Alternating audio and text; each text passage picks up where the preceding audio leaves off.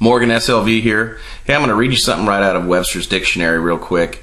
It's about inflation. Take a listen to this. An increase in the volume of money and credit relative to available goods and services, resulting in a continuing rise in general price level. So, what does that mean to us? That means to us that we're going to be paying more for our goods and services. I had a guy broke it down to me like this. He says there's three of you on a life raft out in the middle of the Pacific. We got one guy standing there who has an apple for sale. There's two other guys in the boat. One guy goes, well, I got $5. That apple right now, as it stands, is worth $5, right? Gives the guy $5, he gets his apple.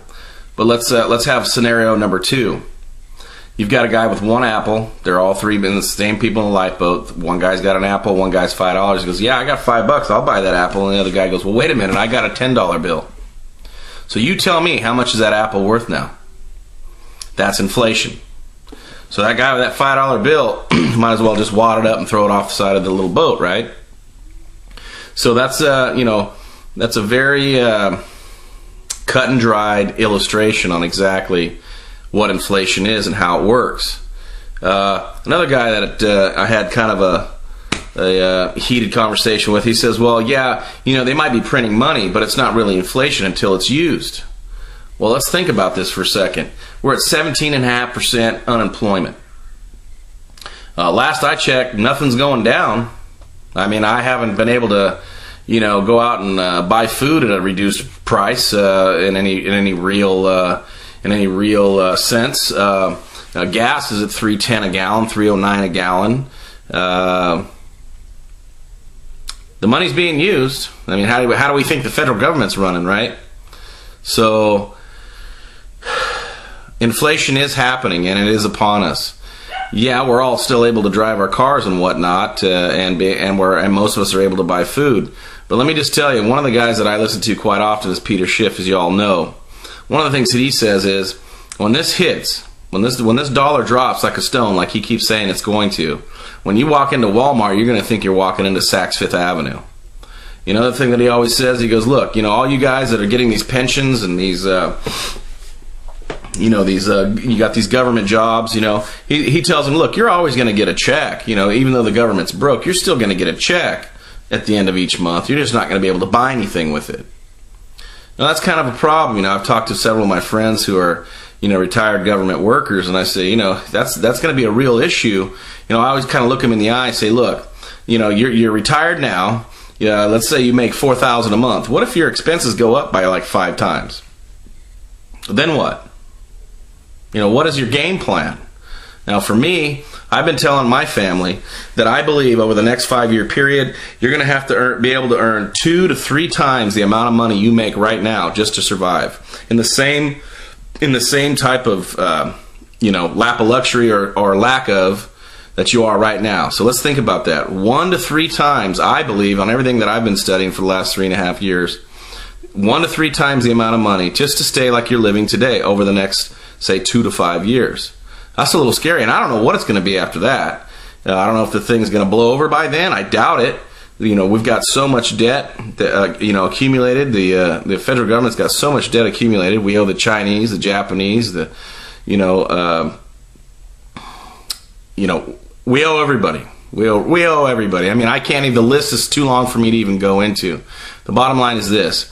The government only has 2 ways to get out of this debt. Well, 3. Pay it, which we all know we don't have the cash. Number 2, they could monetize it, which is just giving them worthless dollars.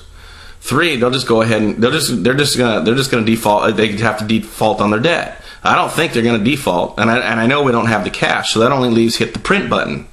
That's a problem for us because we could go into a hyperinflation. A friend of mine went through a hyperinflation, and I'll end with this. It's kind of a short story. He was in Argentina, I believe, in 1978. His neighbor bought a house, bought a piece of land, a couple of acres, and built a house for $100,000 even, right next door to my friend's property. He was going to get the house finalized but they were going through a hyperinflation at that time. By the time he got to that point, one of the few items that he needed was a water heater. Now again, he paid $100,000 for his property and the home, the brand new home that he built on it. The water heater was $1.8 million of their dollars. I'm going to say that again. The water heater was $1.8 million of their dollars. And one of the things that my partner said to me was this: Mike, I left Argentina because we were in a hyperinflation. Now I'm in the U.S. and I think we're going to do it again. And by the way, this guy's a multimillionaire. He speaks 5 languages. The guy's a hard worker. And for him to say that is pretty alarming. Pretty alarming. He's seen it. He knows what's going on. So the bottom line is this. Let me stick this in here too. I did check silver today. It's I think it's 18. It's at like 1871 right now. So it did have a little bit of a dip from the last couple of days. Not a big deal. Nothing goes straight up. Nothing goes straight down as far as commodities go. You know, stocks and whatnot. But back to the hyperinflation deal. I hope we don't see it. But I'm going to tell you right now, if you don't have any silver, if you don't have any gold, at the very least, don't go out and buy any right now. Research it. Learn a little bit about what we're talking about so that you can have a hedge for you and your family. And once again, my prayers go out to everybody that, you know, if you're feeling some stress like I am, and I'm sure a lot of other people are, but we can get through this thing. Let's stick together as a community online here and on YouTube and whatnot, and let's just teach each other. And we'll come out all right on the other side. I believe that. So once again, from Morgan SLV, we'll talk to you soon.